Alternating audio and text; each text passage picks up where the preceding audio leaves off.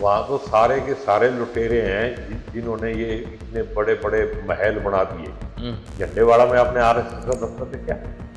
देख क्या नहीं, मैंने देखा हुआ है। दरी वाली आरएसएस, तो वो बिना लूट के नहीं, सरकारी लूट होगी। मैं कहता हूँ कि आप देश हित में काम करते हो और आप देश की जनता को लूटते हो। हुड्डा जी से कभी मुलाकात होती रहती है, विचार विमर्श होते हैं? अभी तो खैर नहीं हुई है 8-10 महीनों से, पहले होती।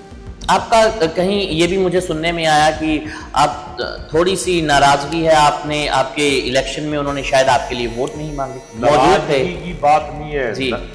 ये निराशा की बात है। हाँ। कि जो आदमी चीफ मिनिस्टर बनने के सपने ले रहा है वही अपने एमएलए के कैंडिडेटों के लिए वोट नहीं मांग रहा है। सैनी ज्यादा अच्छे सीएम के तौर पर काम कर रहे हैं या मनोहर लाल खट्टर जी ने किया था? सैनी तो अभी सीएम बना ही नहीं। अच्छा, क्या लगता है? साहब ही है। खट्टर साहब ही हैं। तो खट्टर साहब ना पहले अच्छा काम करते थे। जो चीफ मिनिस्टर होता है ना, अगर वो असली में चीफ मिनिस्टर हो तो 4 दिन चंडीगढ़ में रहे और अपने दफ्तर में बैठ के काम करे। जब अगले पे कोई काम ही नहीं है तो हेलीकॉप्टर तोड़ रहा है, कभी उस कोने में कभी उस कोने में। क्या आप राधा स्वामी पंथ को फॉलो करते हैं?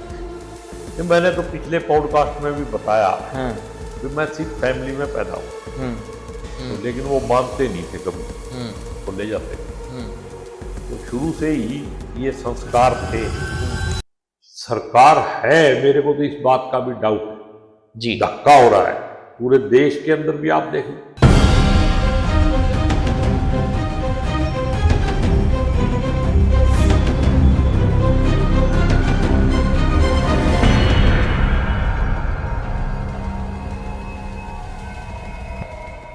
हरियाणा की राजनीति में आयाराम गयाराम वाली स्थिति जो है बड़ी प्रचलन में है, लेकिन कभी कभी कुछ ऐसे इंसान भी हैं जो आज भी वट वृक्ष की तरह एक ही पार्टी से जुड़े हुए हैं और आज हम उनसे मुलाकात करेंगे।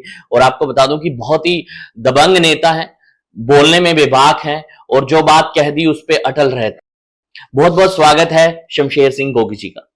सर बहुत बहुत स्वागत है। धन्यवाद। सबसे पहले मैं बस एक ही बात जानना चाहूंगा आपसे कि गोगी इज योर सरनेम या गोगी नाम कैसे पड़ा? Gogi is my nickname. Gogi is your nickname, okay. ये बचपन का नाम है जी। तो स्कूल में कॉलेज में ये मेरे साथ ही जुड़ गया जी। वैसे मेरी जो सब कास्ट कहते हैं हाँ। वो विर्क है। अच्छा, विर्क है। चलिए, और आपके बारे में अक्सर ये भी कहा जाता है बड़े दबंग नेता हैं आप, जो दिल में आ गया बेबाकी से वो प्रेजेंट कर देते हैं, वो बोल देते हैं लोगों के सामने। दबंग तो एक ऐसा लफ्ज है जिससे छवि खराब होती है। जी। दबंग नहीं, बेबाक कह सकते हैं। मैं मतलब जो बात मेरे दिल में आती है, जो मेरे को लगता है ये ठीक बात है, वो कहनी चाहिए, वो मैं कह देता। मतलब दिल में बात नहीं रखते आप, जो दिल में बात आई वो बोल देते। ज्यादा बोझ नहीं रखता। जी जी जी। आपकी एजुकेशन के बारे में मुझे कुछ टिप्स, मैंने सर्च करी तो मुझे पता लगा आपने एलएलबी का रखा है और एक व्यवसायी परिवार से आते हैं, आपका कोई पॉलिटिकल बैकग्राउंड नहीं था। तो किस तरह से, मतलब मुश्किलात होती है कि पीछे से ऐसे फैमिली से आना और एकदम से आकर पॉलिटिकल एक रुतबा ले लेना, तो उसके लिए क्या कहेंगे? नहीं, मैं तो देखो एक किसान परिवार में पैदा हुआ जी। मेरे फादर तो बिल्कुल अनपढ़ थे जी। अपने साइन भी नहीं करने आते जी। लेकिन उनकी माँ बाप की ही कृपा है कि उन्होंने मेरे को पढ़ाया। तो 5वीं तक का स्कूल था गांव में, छोटा सा गांव है, ठरी गांव है, असंध तहसील में। 6ठी से लेके 10वीं तक जलमाना स्कूल में पढ़े, फिर बीए की दयाल सिंह कॉलेज से। बीच में 2 साल मैं डीएवी कॉलेज अम्बाड़ा भी पढ़ा, लेकिन फाइनल यहीं से किया। उसके बाद कुरुक्षेत्र यूनिवर्सिटी से एलएलबी की। जी। और एलएलबी जब की तो कुरुक्षेत्र यूनिवर्सिटी में भी इलेक्शन लड़ा। थोड़ी सी राजनीति स्कूल में ही शुरू हो गई थी 10वीं क्लास में। तो एनएसयूआई के माध्यम से शुरुआत जो है वो कुरुक्षेत्र यूनिवर्सिटी में हुई। जी जी। फिर वो जब बीए फाइनल में थे तब यूथ कांग्रेस वाले, उस टाइम इमरजेंसी का टाइम था और यूथ कांग्रेस बहुत एक पॉजिटिव वे में काम कर रही थी। बेशक आप इमरजेंसी को किसी भी नजर से देखो, लेकिन उस टाइम आम लोगों के जो अधिकार थे वो सुरक्षित थे। जी जी जी जी। चंद लोगों के अधिकार पे ही वो बात थी जो किसी न किसी तरीके से जिनसे अदरवाइज सोचा जा रहा था। उसी टाइम में मेंबर बना 76 जी।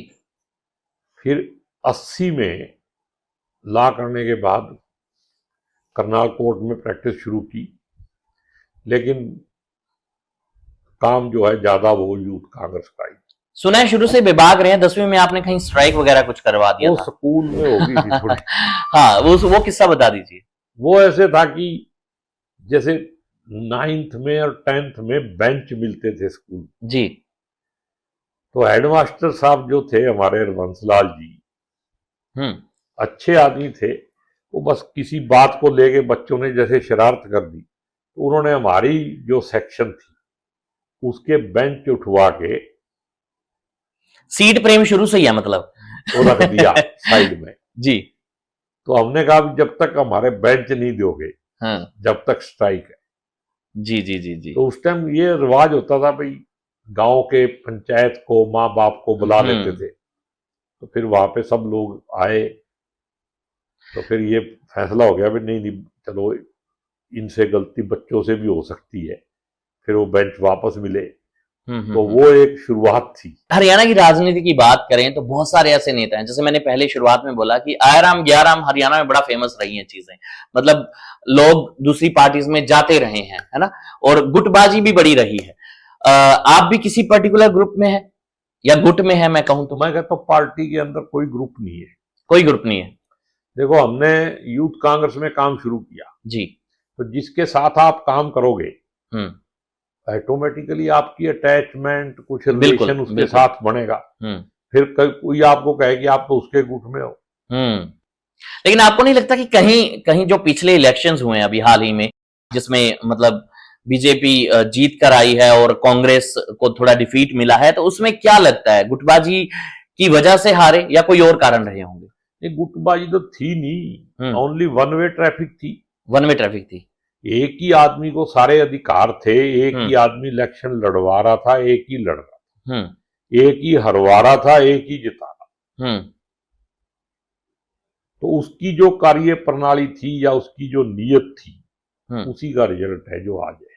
तो मैं क्या ये मैं कह सकता हूं कि आप ये सीधी बात हुड्डा साहब पे लगाई जा रही है? नहीं आप जो जिसके हाथ में कमांड थी जी, आप किसी का नाम ले लो, बिल्कुल भाई हम इलेक्शन लड़ रहे हैं और गलती भी हमारी ही होगी। चलिए, हरियाणा में अभी मौके पे बीजेपी की सरकार है, क्या कहना चाहेंगे सरकार के बारे में? कहां कहां सरकार आपको लगता है कि यहां सरकार कमजोर नजर आ रही है? सरकार है, मेरे को तो इस बात का भी डाउट है जी। धक्का हो रहा है पूरे देश के अंदर भी, आप देख लो 75 साल में ये पहली बार हुआ है। नहीं, कहीं बीजेपी तो कह रही है कि ना खर्ची ना पर्ची, है ना, इस तरह की ना पर्ची ना खर्ची तक की बातें आ रही हैं, बच्चे जॉब लग रहे हैं, ट्रैफिक सुधारा गया है, सड़कें बहुत अच्छी हो चुकी हैं देश की, तो इसके बारे में क्या कहेंगे? मैं इसका आपको जवाब देता हूं जी। ना पर्ची ना खर्ची, तो बीजेपी के इतने बड़े बड़े 5 स्टार दफ्तर कहां से बन रहे? आरएसएस के दफ्तर कहां से बन रहे? वो तो कह रहे हैं लोग हमें फंड कर रहे हैं। कौन लोग? मतलब आम जनता। अगर फिर ईमानदारी है और अगर ये झूठा राष्ट्रवाद नहीं है फिर उसकी लिस्ट दे दो भी कौन कौन आदमी फंड कर रहा है आपको। आरएसएस को कौन फंड कर सकता है? वो तो रजिस्टर्ड ही नहीं है। लेकिन उसी के हेड को डेड सिक्योरिटी है। जी जी जी। कोई ऐसी बात जो आपको लगे कि ये बीजेपी ने एक काम ठीक किया, कुछ ऐसा लगा आपको? किया है। क्या काम ठीक किया? समाज को बांटने के लिए नफरत का पूरा जोर शोर पूरे देश के अंदर फैला दिया। जो इस देश को एक रखने के लिए, देश को मजबूत रखने के लिए सबसे जरूरी क्या है? भाईचारा।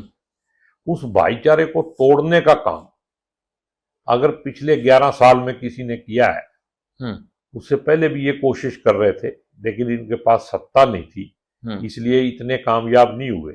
दम तो इन्होंने पहले भी पाया, लेकिन अब इन्होंने खुलेआम भाईचारा तोड़ने की, समाज को तोड़ने की, नफरत फैलाने की, भाई को भाई से लड़ाने की कोशिश की है, जिसमें ये बहुत हद तक कामयाब भी हुए।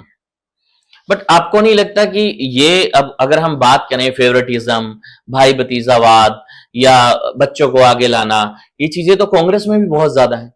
मैं बच्चों की बात ही नहीं कर नहीं, अगर वैसे बात करूं तो मैं, अगर वो बात हम छोड़ दें, मैं तो दूसरी बात कर, हाँ वो दूसरी बात अगर हम छोड़ दें, अगर इस बात पे आए तो बीजेपी ये भी कहती है ना, बीजेपी में भी है नहीं है क्या? नहीं, आपको क्या लगता है ज्यादा उधर है या ज्यादा इधर है? बताओ। उनको तो सत्ता ही 10 साल पहले मिली है, उनका पता कैसे? चलिए चाय पीते पीते बातें करते रहेंगे, ये लीजिए भाई, उनके पास सत्ता ही नहीं थी तो भाई भतीजावाद भी इसी के बीच में आएगा। अच्छा, हाँ, ये एक वैलिड पॉइंट हो सकता है। शाह जी का लड़का जो है, वो 10 साल पहले आप जानते थे कौन है? बिल्कुल। अब कहां है वो? राजनाथ का लड़का क्यों है? वसुंधरा राजे का लड़का भी इलेक्शन लड़ता है। ऐसे तो 20 आदमी हैं। अभी शिवराज सिंह का लड़के ने भी लड़ा। तो मौका मिलेगा, आप बने हो, आप 20 साल के बाद रिटायर होगे तो ही आप आपके अपने लड़के को दोगे ना। बिल्कुल बिल्कुल, नहीं ये एक तो वैलिड कांग्रेस वाले पिछले 50 साल 55 साल राज किया है उन्होंने। आप एक राजनीतिक आदमी है, उसका बच्चा अगर राजनीति करता है तो उसमें दोष भी क्या है? खेती वाले का, ये एक वैलिड पॉइंट वाले का बच्चा खेती करता है, हाँ, डॉक्टर का बच्चा डॉक्टर बनता है, बन सकता है, बन सकता है, बिल्कुल, अगर वो पढ़ेगा वो बन सकता है। वकील का बच्चा वकील बन सकता है, तो पॉलिटिशियन का बच्चा पॉलिटिशियन क्यों नहीं बन सकता? राजनीति तो सेवा है, धंधा तो कुछ लोगों ने बनाया है। आपके बारे में ये कहा जाता है कि आपकी छवि बड़ी साफ है आपके हलके में। लोग कहते हैं कि इन्होंने जो कह दिया वो बात पत्थर पे लकीर है, इसके बारे में क्या कहेंगे? नहीं, देखो ये तो पता नहीं, मेरे को तो कोई करता नहीं, हमने जो सर्च करी है, मेरी ये कोशिश रहती है मैं झूठ नहीं बोलता, उसका मेरे को कई बार नुकसान भी होता है। मैं कह देता हूँ ये मेरे बस का काम नहीं, लेकिन अगर कोई काम मैं ओट लेता हूँ फिर मैं उसको अपना पर्सनल समझ के ही, वह मेरी ड्यूटी है। मेरे को जनता ने, परमात्मा ने इस लायक बनाया है तो मेरे को ईमानदारी से सेवा करनी चाहिए। कामयाबी मिले ना मिले वो एक अलग बात। चलिए एक बात और मेरे जहन में आ रही है कि कारण क्या लगता है आपको रहा होगा कि कांग्रेस यहां चूक गई, नहीं तो बहुत अच्छे मार्जिन से सरकार बना सकती थी। मैंने आपको बता दिया ना, जब आप मैं और हम में कितना फर्क है। ये इलेक्शन मई में लड़ा गया जी, पर क्या हाईकमान को इस बात का नहीं पता था? अगर पता होता तो आज के दिन हाईकमान को पता भी होगा। लेकिन कई बार मतलब शीशे में बढ़िया मेकअप करके दिखा दिया जाता है, तो अपना चेहरा ही अच्छा लगता है। अच्छा, तो अब क्या वो चीजों में सुधार हुआ है? देखो, अब राहुल गांधी जी ने संगठन, एक हमारी बहुत बड़ी कमजोरी थी उसमें, एक बहुत बड़ा सॉलिड पॉइंट था। बिल्कुल। अब संगठन बनाने की बात चल रही है और मेरे को उम्मीद है 15 अगस्त मैंने पहले दिन से सोच रखा है। मैं भी उस प्रक्रिया में था।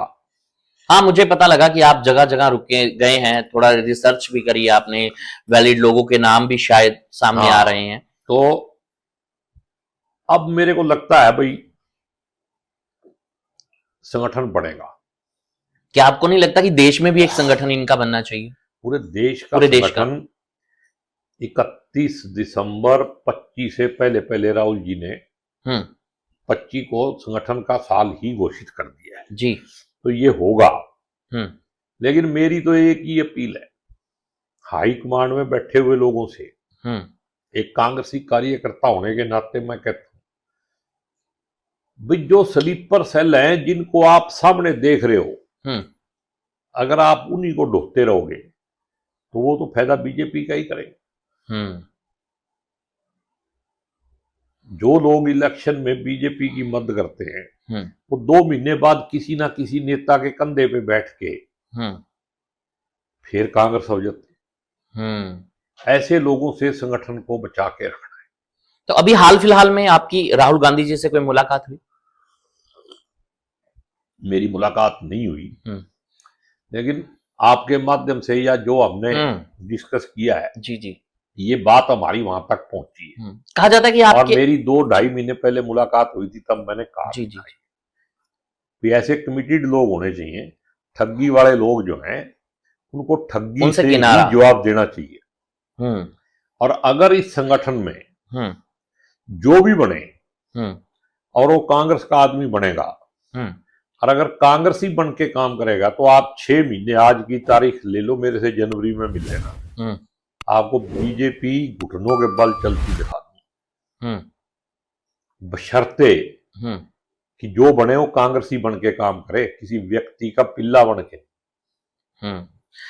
कहा जाता है कि आपके राजीव गांधी से थोड़े निकटतम संबंध थे, तो आप उनसे रूबरू भी हुए, उनसे मुलाकातें भी आपकी हुई। तो हाँ, एक बिल्कुल आत्मीयता का हाँ वो रिश्ता था। जी जी जी, उसका कारण था कि हमारा एक कैंप लगा था 83 में, डेवलपमेंट सेंटर के नाम से, यूथ कांग्रेस में। राजीव गांधी जी ने ट्रेनिंग प्रोग्राम शुरू किया और उसके इंचार्ज हमारे दादा डीपी राय जी थे, बंगाल से, वो जनरल सेक्रेटरी थे उस टाइम यूथ कांग्रेस, उनको बनाया गया। अभी जो अमेठी से एमपी बने, जी जी जी, वो भी पहले कैंप में थे, मैं भी था। 45 दिन का कैंप तालटोरा में लगा था। किशोरीलाल शर्मा जी और हम इकट्ठे थे और मैं उस कैंप का बेस्ट कैडेट था। अच्छा। वो अमेठी में उन्होंने 40 साल तपस्या की है, तब जाके एमपी बने। बहुत सेवा की है पार्टी। तो वो जो लोग थे, उनका जो राजीव गांधी एक अलग तरह की पर्सनालिटी थी। मैं आज भी उसी को आदर्श मान के कांग्रेस में, वो कभी भी मैं लफ्ज यूज नहीं करते थे जी। आप उनकी सारी निकाल सकते हो, आपका तो काम है ही। अगर कोई मैं वाला भाषण मिले या कहीं कोई स्टेटमेंट मिले तो आप मेरे को जरूर दिखाना, क्योंकि मैं जगह जगह ये कहता हूं कि उन्होंने कभी मैं लफ्ज यूज नहीं, वो हमेशा हम लफ्ज यूज करते थे, हम ये करेंगे। मतलब सबको साथ लेके चलेंगे और सारी पार्टी हम के अंदर सब है। हाँ, हम के अंदर सब है, बिल्कुल। अगर आप मैं करोगे तो अगर आप अध्यात्म में भी देखो, मैं तू का ही झगड़ा है, झगड़ा है ना। तो प्रैक्टिकली यहां भी है। अगर कांग्रेस का मतलब तो एक संगठन है कुछ लोगों का, अगर उसमें मैं हो गया, अकेला हो गया, फिर कांग्रेस ही नहीं बची। जी जी जी। अभी हाल ही में आपने शायद चर्चित हैं, एक नाम है, हरियाणवी सिंगर हैं मासूम शर्मा, उनके कुछ गानों को हटा दिया गया यूट्यूब से, ये कहकर कि वो गन कल्चर को प्रमोट कर रहे हैं। और बहुत सारे लोगों ने ये भी कहा कि शायद ये चीज गलत हुई है। कुछ लोग उनके फेवर में भी आए, कुछ लोग सरकार के फेवर में भी आए कि सरकार गन कल्चर को प्रमोट करने वालों के साथ ऐसा कर रही है, तो ये अच्छी बात है। आपको, आपकी क्या राय है?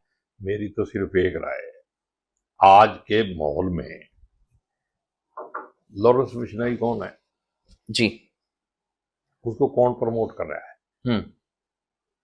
उसको यहां से ले जाके गुजरात में कौन रख रहा है?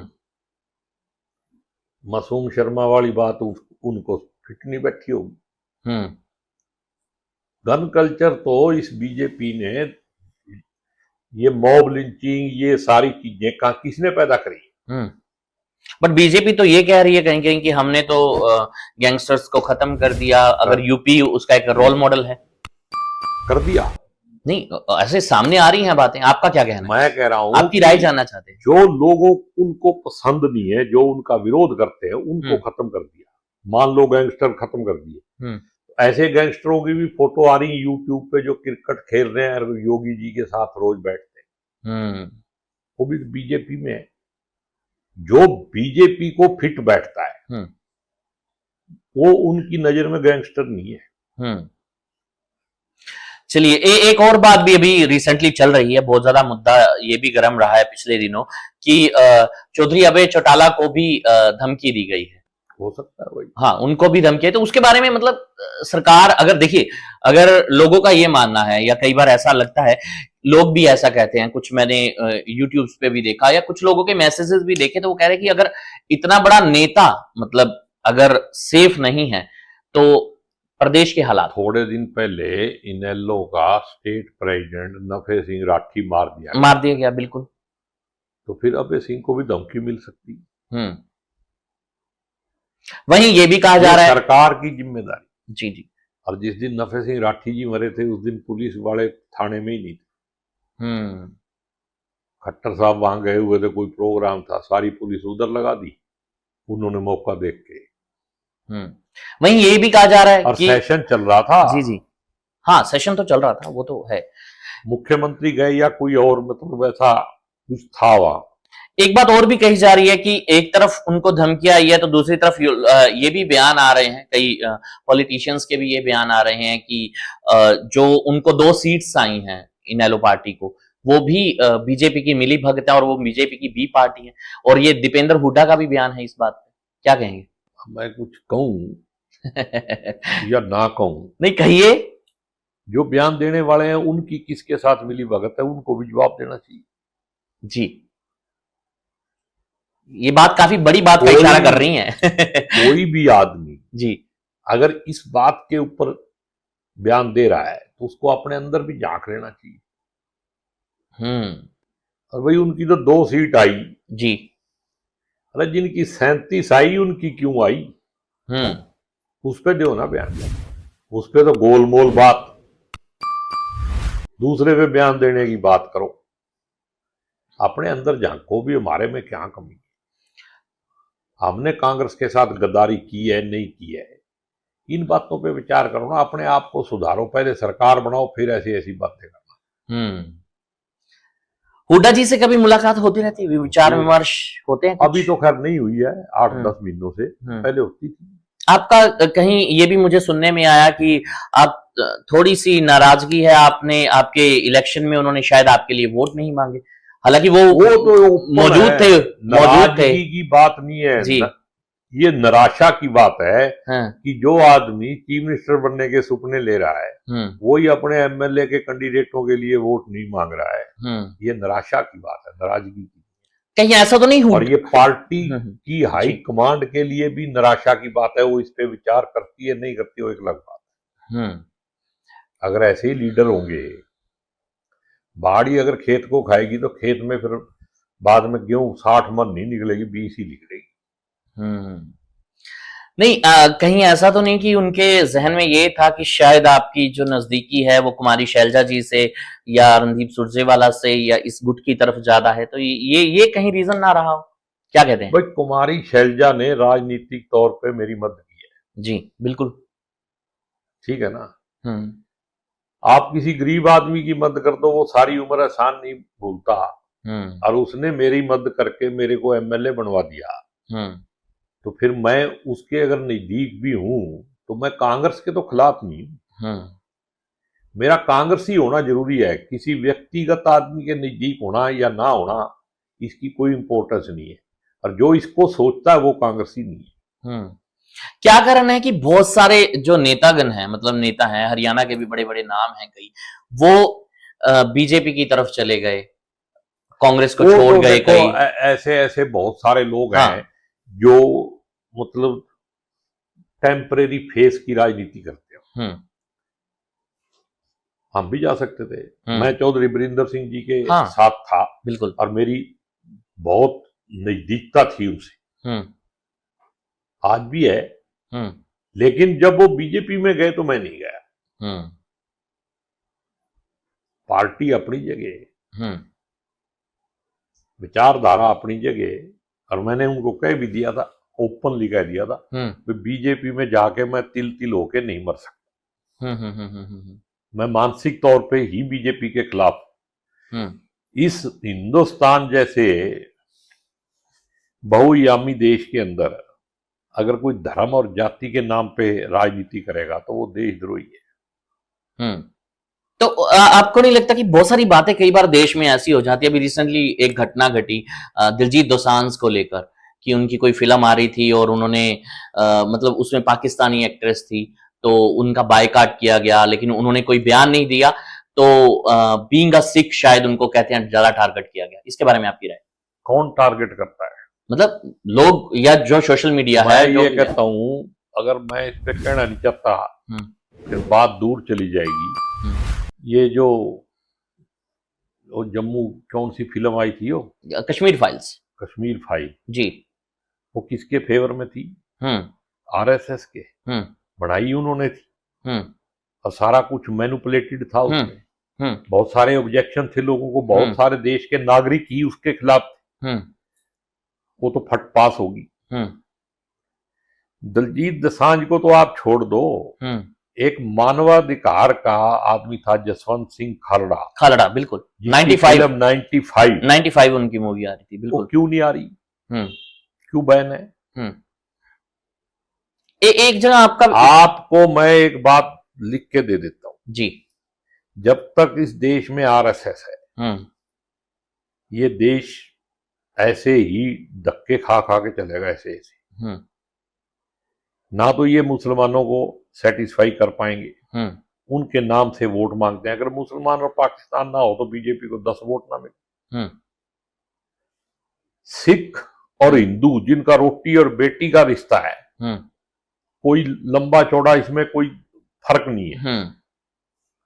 अगर 36 करोड़ देवी देवता है तो उसमें 10 गुरु और भी आगे, तो क्या फर्क पड़ता है? विचारधारा की बात है ना, आप किसी को मान रहे हो। हिंदुओं से ही सिख बने ना, बिल्कुल 99%। बिल्कुल। आज भी कोई हिंदू सिख बन जाए, सिख हिंदू बन जाए, कोई एतराज नहीं होता। कोई एतराज नहीं, बिल्कुल। कोई होता है? लेकिन आरएसएस को एतराज है, क्योंकि वो हिंदुओं की सबसे बड़ी दुश्मन है, इस देश की सबसे बड़ी दुश्मन है। लेकिन आरएसएस का जो एजेंडा है ना हिंदुत्व का, हिंदुत्व लफ्ज जो है वो अपने आप में राजनीतिक एजेंडा है, वो धार्मिक एजेंडा नहीं है। धर्म और अधर्म, इसमें फर्क कर लो। जिस पार्टी के अंदर इंसानियत और प्रेम ही नहीं है, वो धार्मिक कैसे हो सकती? नहीं, लेकिन अगर सिखों की बात करें तो मोदी जी हर बार आप देखिए कि मतलब पगड़ी बांध कर आते हैं, उनको बुलाते हैं अपने यहाँ। मैं पगड़ी नहीं बांध रहा, तो इसका मतलब मैं सिख नहीं हूँ। नहीं, वो बात नहीं है। एक आप, मैं कहता हूँ ड्रामे करने की क्या जरूरत है? अगर मोदी जी बिना पगड़ी बांधे भी श्रद्धा दिखाएंगे, पता लग जाए। श्रद्धा तो जब है, शायद आपको नहीं लगता ये कनेक्शन बिल्ड करने का तरीका होगा? सिर्फ वोट लेने के लिए, लोगों को गुमराह करने का तरीका। मैं आपको ओपनली कह रहा हूं भाई, आरएसएस सिख विरोधी है, सिख सिद्धांत को वो नहीं मानती है, और ये सबूत आपको सामने मिल रहे हैं। कितने सिख ऐसे हैं जिनको 30 साल से ज्यादा हो गए जेल में पड़े, कोई केस नहीं है। क्यों पड़े? नहीं, वो अगर पंजाब में है तो वो तो स्टेट गवर्नमेंट के केसेस होंगे ना? नहीं, केस कुछ भी हो, मिनिस्ट्री तय करती।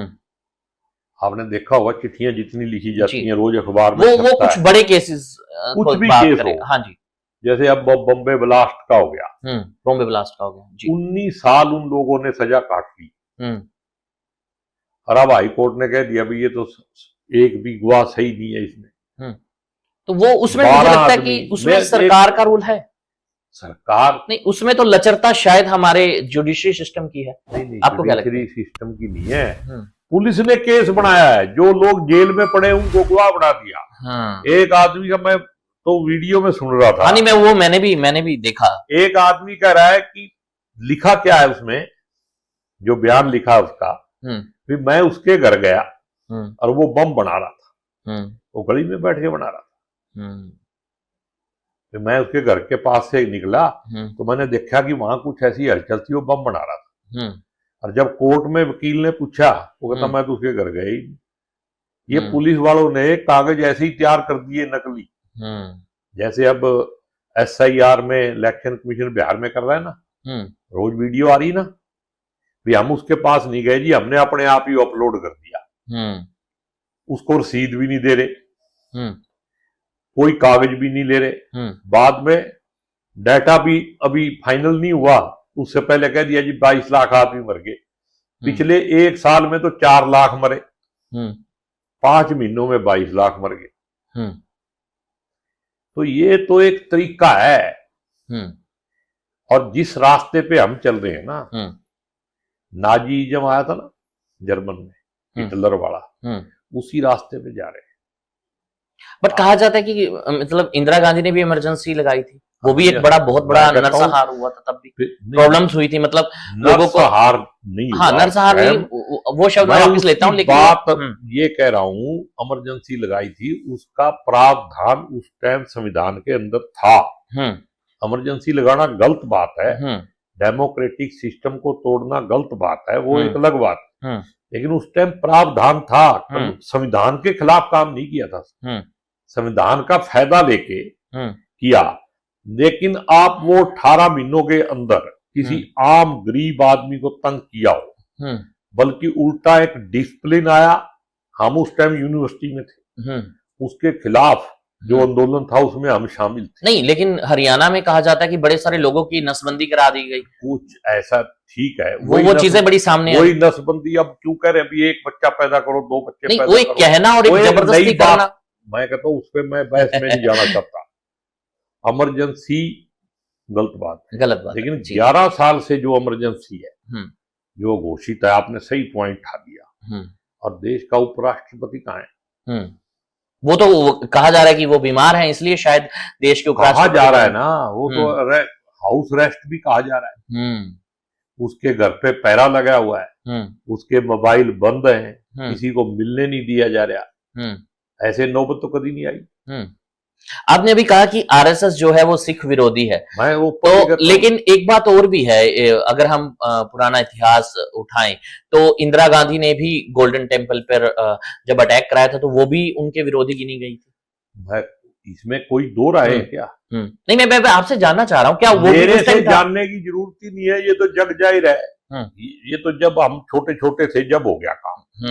नहीं, आपको नहीं लगता कि उस टाइम अगर उन्होंने वो भी उस टाइम फिर वो पार्टी गलत थी? उसके ऊपर कांग्रेस पार्टी ने माफी मांग ली, राहुल जी ने मांग ली, मनमोहन सिंह जी ने मांग ली। वो गलत था तो माफी मांगी ना। सिख विरोधी का मतलब आप आरएसएस को क्या समझते हो? आरएसएस पूरे देश की विरोधी है। आरएसएस और बीजेपी को 37% वोट मिले और 80% हिंदू वोट है। तो हिंदुओं की भी विरोधी हो, या हिंदुओं को पता है भी ये हमारे लायक पार्टी नहीं। बट हिंदू तो यहां तो वोट मांगने के लिए अगले कहते हैं बटोगे तो कटोगे नहीं, लेकिन आप देखिए कि तीसरी अगर प्लान में आ रहे हैं तो मतलब कुछ तो होगा, कुछ तो लोग उनके साथ है, कुछ कारण तो होगा। कारण तो आपको दिखाई नहीं दे रहे। महाराष्ट्र में, हरियाणा में वोट कैसे बढ़ गए, दिल्ली में कैसे बढ़ गए, इलेक्शन कमीशन जवाब ही नहीं दे रहा। अब जो बिहार में हो रहा है, अगर ये लागू हो गया पूरे देश में, तो आप समझ लेना कि रशिया की तरह इलेक्शन होगा, वोट भी डलेंगे, जीतेगा पुतिन। तो अगर देश को हिटलर वाले रास्ते पे ले जाने का काम हो रहा है। मोदी जी हमारे इतने आदरणीय प्रधानमंत्री हैं, बयान देते हैं भाई पहले 80 करोड़ लोगों को हम 5 किलो राशन दे रहे हैं, फिर कहते हैं भी 25 करोड़ लोगों को हमने गरीबी से बाहर निकाल दिया, वो फिर भी 80 करोड़ ही रहते हैं। अभी थोड़े दिन पहले उन्होंने एक बयान दे दिया कि अब तो राशन हम 95 करोड़ को दे रहे हैं। अगर इनकी सारों को जोड़ तोड़ करके सही से इसकी मैथमेटिक को निकाल ली जाए, पूरे इंडिया को तो मेरे ख्याल में 120 करोड़ बन गई। ठीक है ना? झूठ है ना ये 25 करोड़ वाला भी, वो भी जोड़ लो तो फिर रह कौन गया? आप लोगों को मानसिक तौर पे गुलाम कर रहे हो। बिल्कुल। चलिए, एक चीज और भी अब मैं लगे हाथ आपसे पूछ ही लेता हूं कि क्या लगता है आपको कि सैनी ज्यादा अच्छे सीएम के तौर पर काम कर रहे हैं या मनोहर लाल खट्टर जी ने किया था? सैनी तो अभी सीएम बना ही नहीं। अच्छा, क्या लगता है? खट्टर साहब ही हैं। खट्टर साहब ही हैं। खट्टर साहब ना पहले अच्छा काम करते थे ना नहीं, ये बात बड़ी इंटरेस्टिंग है। अभी बड़े सारे नेताओं से भी मेरी बात होती है, लोगों से, वो ये बात क्यों कहते हैं कि सैनी साहब सीएम बने नहीं, खट्टर साहब ही सीएम है। आप पूछ इसका कारण मुझे बता दो। आप सैनी साहब को और मेरे को दोनों को इकट्ठे बैठाओ, फिर बताओ। चलिए, वो तो बिठा लेंगे कभी ना कभी, भगवान ने चाहा तो। लेकिन नहीं, वैसे फिर भी मतलब ये थॉट प्रोसेस, अगर जो चीफ मिनिस्टर होता है ना, अगर वो असली में चीफ मिनिस्टर हो तो 4 दिन चंडीगढ़ में रहे और अपने दफ्तर में बैठ के काम करे। जब अगले पे कोई काम ही नहीं है तो हेलीकॉप्टर तोड़ रहा है, कभी उस कोने में, कभी उस कोने में। कभी आपने देखा भी चंडीगढ़ में भी आया, महीने में 1-2 बार बस। खट्टर साहब के बंदे हैं वहां, आदेश वहीं से आते हैं। तो आपकी मुलाकात हुई कभी खट्टर जी से, ऐसे औपचारिक मुलाकात? से मेरी बहुत मुलाकात होती थी जब करनाल में थे, विधायक था। जब आप विधायक थे? नहीं, ऐसे नहीं मैं मिलने जाता, मतलब वो उनकी अलग पार्टी है, मेरा अलग है, लेकिन विधायक नहीं, कई बार होता है ना ऐसे सामाजिक ताना बाना भी है, मिलते हैं लोग, खाना वाना खाते हैं, उनके साथ बढ़िया मुलाकात होती थी, बातचीत भी होती थी, वो एक अलग बात है, उसमें कोई वो नहीं है, बात होती है। बीजेपी का कोई ऐसा नेता जिसके साथ आपके संबंध अच्छे हों? मेरे सबसे संबंध नहीं, फिर भी होता है ना किसी के साथ हमारा आना जाना होता है कि पार्टी को छोड़ देते, पार्टी को अगर छोड़ देते, कोई बड़ा नेता या कोई छोटा नेता, बहुत सारे लोग हैं जो अब कांग्रेस से बीजेपी में गए हुए हैं, वो उनको छोड़ देते। दुख सुख में आना जाना सबके है। लेकिन वैसे असली बात तो ये है कि मैं मानसिक तौर पे ही बीजेपी के, मैं विचारधारा के ही खिलाफ। अच्छा, ठीक है, मेरे को इसमें कहने में कोई बुराई नहीं है। बीजेपी का तो मैं, मतलब अगर मैंने बीजेपी में मजे लेने होते तो मैं वरिंदर सिंह जी के साथ 10 साल मजे ले सकता था। यही कारण है शायद आपने ज्वाइन किया। मानसिक तो मैंने करनी नहीं। मेरे को जिस दिन ये नौबत आ गई कि बीजेपी ज्वाइन करके चाहे मेरे को कुछ भी बनाओ, तो मैं राजनीति छोड़ दूंगा उस दिन।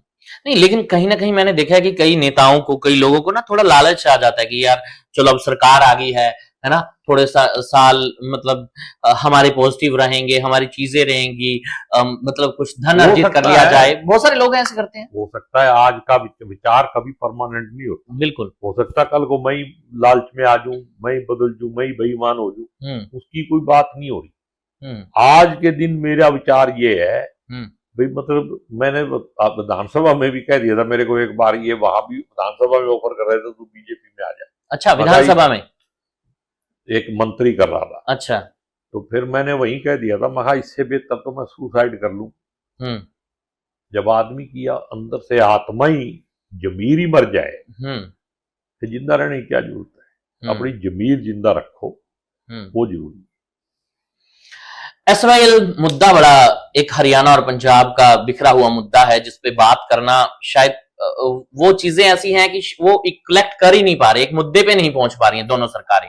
और वो पीछे, मतलब जब कांग्रेस सरकार यहां भी थी वहां भी थी, जब आप लोगों का राज था तब भी सॉर्ट आउट नहीं हुआ। आज भी जहां बीजेपी है वहां आप है तो भी नहीं हो पा रहा। उसके बारे में बीजेपी और वहां बीजेपी थी तब भी नहीं हुआ। वही मैं कह रहा हूं कि इसके पीछे कारण, ये राजनीतिक तौर पे मुद्दा लटकाया गया है। ये जिस दिन फैसला हुआ उसी दिन क्लियर फैसला होना चाहिए। हाँ, हालांकि फैसला हो चुका है। ये फैसला अब कोर्ट से हुआ है। हाँ, लेकिन उससे पहले बहुत सारा पानी बह गया। मैं कहता हूं भी 2 भाई अलग हुए हैं, पहले दिन क्लियर फैसला होना चाहिए था भी ये इसको मिलेगा, ये इसको मिलेगा। तेरा और मेरा 2 भाई हैं हम। अब साजला खेत है, उसमें पानी का रास्ता देना, आने जाने का रास्ता देना, पहले बंटवारा होता है। तो इसके बंटवारे के टाइम में ही गलती हुई है, जिसकी वजह से हमारा हक जो है वो आज भी पंजाब वाले खा रहे। तो अब आपको नहीं लगता कि ये चीजें सॉर्ट कर लेनी चाहिए? मतलब मैं कहता हूं तुरंत प्रभाव से एक बार बैठा के। हाँ, लेकिन इसको वोट के लिए जब इलेक्शन आएगा एसवाईएल खड़ी हो जाएगी, अब कोई नाम ही ले। तो वो तो सेम है, वो तो कांग्रेस पार्टी में भी सेम होता आ रहा है। मैंने कहा ही नहीं बीजेपी की बात ही नहीं। हाँ। मैं कहता हूं ये राजनीति का फायदा लेने के लिए लटका हुआ है। अगर आप ईमानदार हो, आप बताओ कितना पानी मिल रहा है और कितना कम है। नहीं मिल रहा इस वजह से, अगर नहीं मिल रहा तो उसके कारण भी बताने चाहिए। हर बार 5 साल के बाद ही क्यों उठता है मुद्दा? ठीक है ना? नहीं, सही बात है आपकी। चलो थोड़ी निजी बातें कर लेते हैं अब, है ना, थोड़ी पॉलिटिकल बहुत बातें होगी। निजी जिंदगी में गोगी जी कैसे हैं, मतलब सेम एज इट इज या थोड़ा बदलाव है? और मेरे को पता ही नहीं, मैं तो कोई जिंदगी नहीं, सवेरे उठता हूँ। हाँ, क्या शेड्यूल्स क्या रहते हैं, चलो ये बता दीजिए। सुबह उठ के अपना एक्सरसाइज करता हूँ जी। और एक्सरसाइज करने के बाद अखबार पढ़ता हूँ। अखबार पढ़ने के बाद अपना नहा धो के 9:30 बजे 9:15 बजे मैं यहाँ से चल पड़ता हूँ जी। हल्के में, कहीं दुख सुख में, हाँ। जहाँ भी। शाम को आ जाता हूँ, अपना जो साथी आ गया कोई, उसके साथ गप मार ली। जब खाली टाइम हुआ तो कुछ विद्वान लोगों की बहस या उनके विचार सुन लिए, ताकि वो। कुछ हॉबीज हैं आपकी, कोई इंटरेस्ट, कोई हॉबीज, कोई शौक होते हैं इंसान के? सच में तो ये है भाई, हॉबी और ये बड़े बड़े काम तो अमीर लोगों के होते हैं। नहीं बट अपने आप में एमएलए रहना भी गरीब लोगों का काम कहाँ है? एमएलए भी मैं था तो गरीबों का ही था और गरीब ही था, अभी ऐसे ही है। नहीं फिर भी एक एमएलए बनने के बाद इतना तो मतलब धन अर्जित हो जाता है, मतलब चाहे वो आप कहीं ना कहीं मतलब सिचुएशन ऐसी हो जाती है कि इंसान परिपक्व हो जाता है। आपको कैसे, किस कारण से लगे अभी धन अर्जित कैसे होगा? नहीं मैं उसी हिसाब से नहीं कह रहा कि धन अर्जित हो जाता है, मतलब आपकी मतलब अच्छी सैलरी लग जाती है, अच्छी चीजें हो जाती हैं। जितनी सैलरी लगती है उससे 2 गुना खर्चा है। अच्छा, जितनी सैलरी तो है कुल मिलाकर ये घाटे का सौदा है फिर। अगर आप ईमानदारी से सेवा करते हो तो आपको अपने घर से ही करनी। मैं तो इसमें खुला कह सकता। अब आपके बारे में सच मैंने एक बात और भी जानी है कि आप अच्छे परिवार से आते हैं, परिपक्व परिवार से आते हैं, मतलब रिच फैमिली से आते हैं, और आपने कहीं कहा कि मैंने तो राजनीति में आके गवाया ही है। रिच फैमिली थी, हाँ वही गवाया है आपने, है ना? लेकिन मैंने उसमें काफी डेंट डाल दिया। मतलब लोगों की सेवा करने मेरे को बहुत सारे लोग कह रहे हैं तू ये बात क्या मत कर भाई। हाँ। लेकिन मेरी राजनीति की वजह से अभी तक तो नुकसान ही हुआ है, आगे देखेंगे। हाँ, लेकिन ये है कि चलो लोगों की सेवा करना आपका, लेकिन उसका एक काम फायदा है। हाँ। भी मैं इलेक्शन हार गया, जीत गया, सब कुछ हो गया, लेकिन आपको मेरी पीठ पीछे कोई भी गाली देता नहीं मिलेगा। नहीं ये हमने भी रिसर्च करी है कि आपकी जो पीठ पीछे लोग अच्छाई करने वाले ज्यादा हैं। कुछ लोगों से बात हुई तो वो कह रहे हैं कि हमारे नेता ठीक हैं। ऐसा कुछ नहीं करता, ठगी वग्गी का काम मैं करता। ठीक है ना, मेरा शौक है, शौक में अपना घर फूक तमाशा है। और मेडिटेशन करते हैं? मेडिटेशन तो इसलिए भी करनी पड़ती है, थोड़ा अध्यात्म से जुड़े हुए हैं। हाँ, नहीं मुझे पता लगा है कि आप राधा स्वामी पंथ को फॉलो करते हैं। मैंने तो पिछले पॉडकास्ट में भी बताया, मैं सिख फैमिली में पैदा हुआ और मैं बिल्कुल, मेरे को पता नहीं है, मैंने सुना है। मैं बहुत छोटा था तो मेरे दादाजी मेरे को सुबह गुरुद्वारे ले जाते थे 4 बजे। अच्छा जी। घर वाले सारे के सारे इस बात से एतराज करते थे कि ये इतना छोटा बच्चा है, अगर वहां पेशाब कर देगा, कुछ कर देगा तो आपको दिक्कत होगी। तो लेकिन वो मानते नहीं थे कभी, वो ले जाते थे। तो शुरू से ही ये संस्कार थे भाई, धार्मिक जगह। मैं तो पूरे, आप में से बहुत सारे लोग हैं जो हिंदू धर्म को मानते हो, कभी उज्जैन महाकाल का दर्शन नहीं करे होंगे। हाँ बिल्कुल, मैंने करे। वैष्णो देवी में गया हूं, काली घाट में गया हूं, बहुत। मैं कहीं भी जाता हूं तो मेरे को इस बात में कोई वो नहीं है, मंदिर में जाना है, गुरुद्वारे में जाना, मैं जाता हूं। लेकिन 97-6 के बाद मैं राधा स्वामी सत्संग से जुड़ गया। वो झुकाव कैसे हुआ आपका? बस ऐसे ही, मेरे एक रिश्तेदार थे, मेरा साधु था, तो वो एक दिन आए हुए थे तो कहने लगे भी एक बात मेरी मान ले, तो एक बार मेरे साथ चल। अच्छा। तो मैं चला गया। मैं जिस दिन पहले दिन ही गया, ये शायद 25 दिसंबर 96 की बात है, उसी दिन मेरे को नामदान की पर्ची मिल गई। अच्छा। ये सब कुदरताला ही कर रहा था, मेरे को कुछ पता नहीं था। 3 जनवरी 97 को नामदान की बख्शिश होगी और फिर मैं वहीं सेवा में जुड़ गया और वहीं से चलते चलते फिर मेरे को सेवा का मौका मिला। तो ये बात मैंने पहले भी सबको बताई है, भी मैं सिख फैमिली में पैदा हुआ, राधा स्वामी सत्संग में, और राधा स्वामी सत्संग में अगर आप चले जाओ, कई लोग आरएसएस को और राधा स्वामी सत्संग को एक समझते हैं, जिनको गलतफहमी है ना, पीछे बी नहीं पढ़ते हो, शुरू में तो आरएसएस ही। और मैं तो बहुत सारे मेरे को जो ऐसे लोग मिलते हैं, मैं उनको कहता हूँ भी इसको राधा स्वामी सत्संग में बदल दो, ये सारे देश का क्लेश कट जाएगा। यहाँ किसी धर्म की वो नहीं है, किसी जात की नहीं है, यहाँ पे तो सिर्फ रूहानियत की बात है।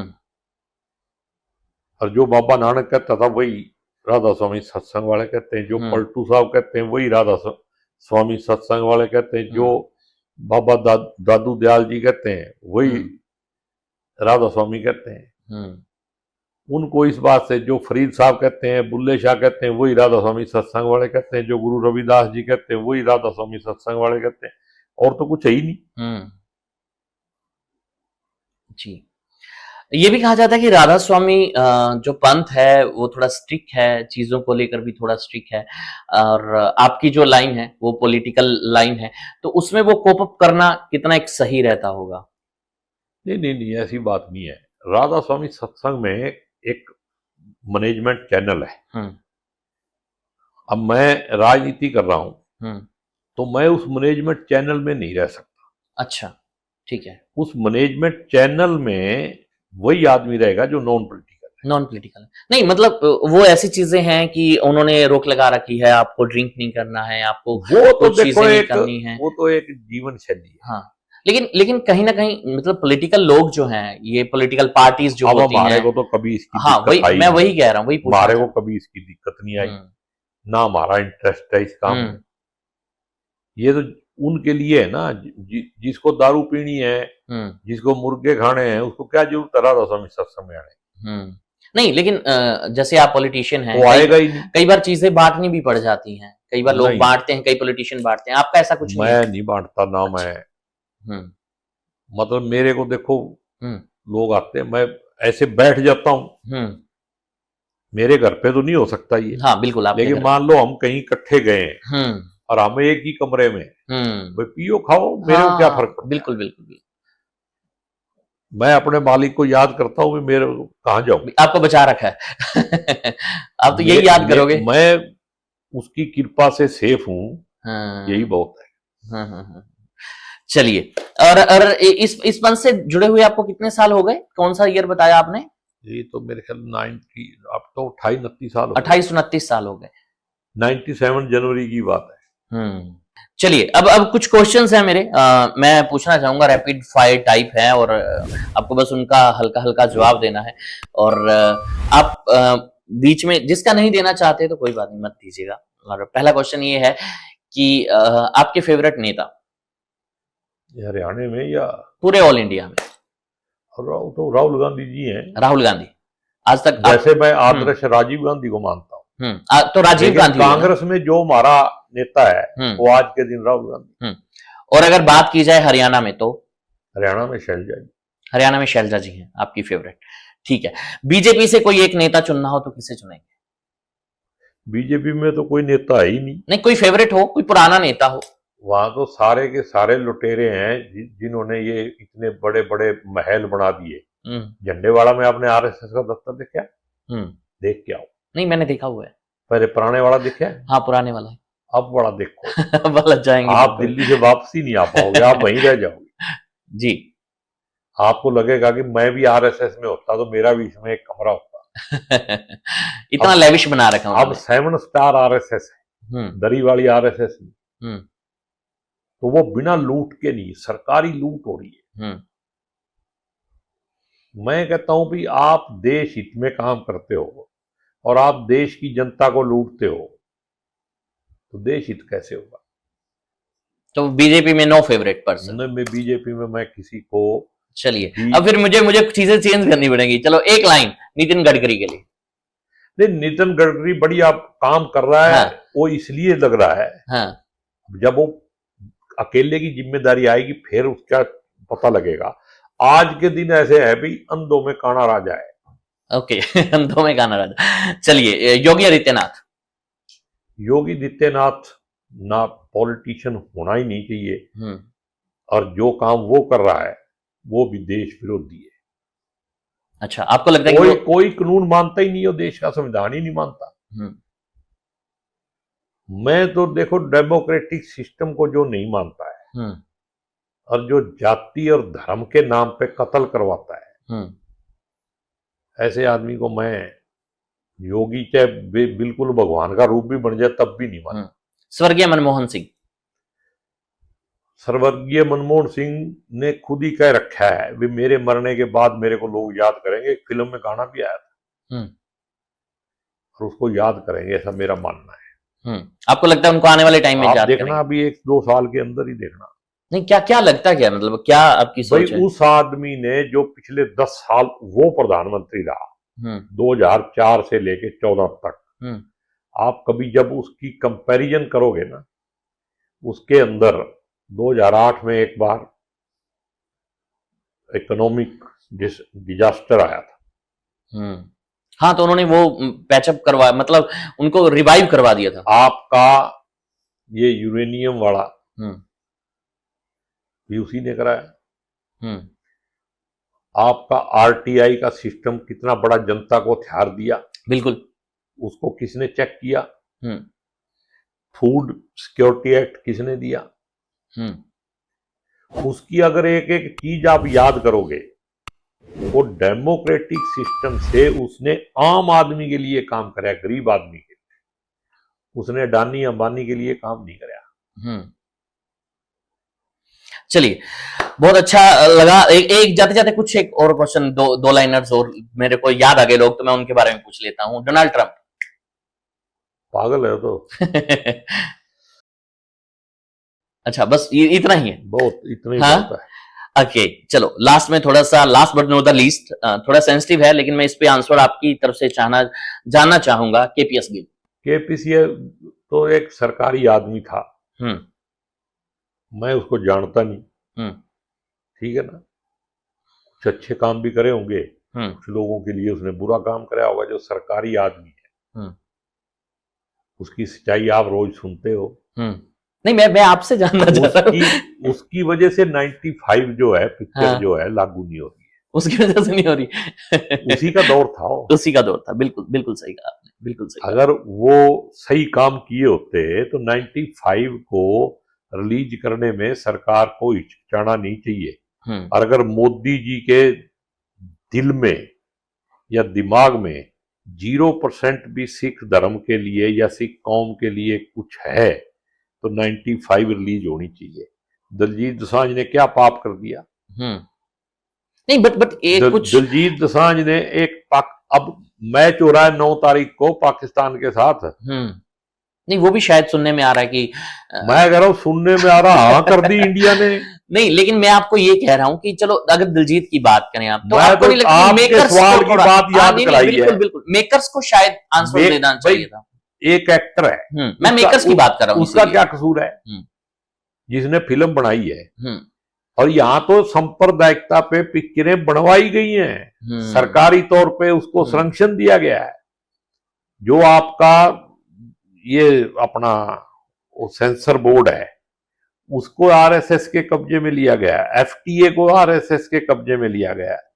मेरे को सारी बातें क्यों कहलाते हो? मैंने आपको कह दिया कि सबसे खतरा बड़ा आरएसएस से है। अगर बचना है तो इस आरएसएस से बचना। तो चलिए, ये थे हमारे साथ बेबाक शमशेर सिंह गोगी जी। सर, बहुत अच्छा लगा आपसे बात कर आपने बहुत मुद्दों को मतलब अच्छे मोड़ों पे छोड़ा है, बहुत अच्छी बातें करी और मुझे बहुत अच्छा लगा। And being a human you are very nice person. और आगे भी आपके साथ जुड़ने का मौका मिलेगा तो will definitely come with you, है ना। तो हम आएंगे,